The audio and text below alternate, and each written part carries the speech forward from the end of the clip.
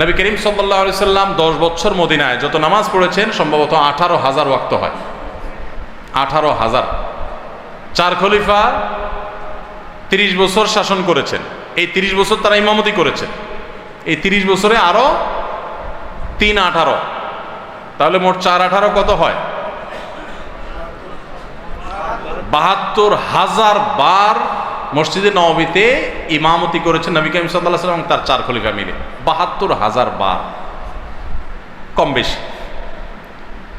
এত লম্বা সময় ধরে যদি 2-4 বারও সাহাবীদেরকে সাথে নিয়ে আমাদের মতো এরকম ট্র্যাডিশনাল দোয়া করাটাকে তারা জরুরি মনে করতেন, তাহলে যারা হাদিস সম্পর্কে সাধারণ ধারণা তারা বলতে পারবেন কি পরিমাণ হাদিস থাকতো। তাহলে নবী করিম সাল্লাল্লাহু আলাইহি ওয়াসাল্লামের জীবনে কোন একটা জেহাদে ফজরের পরে বিড়বিড় করে মুখ দিয়ে একটু আস্তে আস্তে দোয়া পড়ছেন, সাহাবীরা সব ধরে পড়ছেন, ইয়া রাসূলুল্লাহ আপনি কি দোয়া পড়ছেন আমাদের শিখায় দেন। সাহাবীরা এত বেশি আগ্রহী ছিলেন।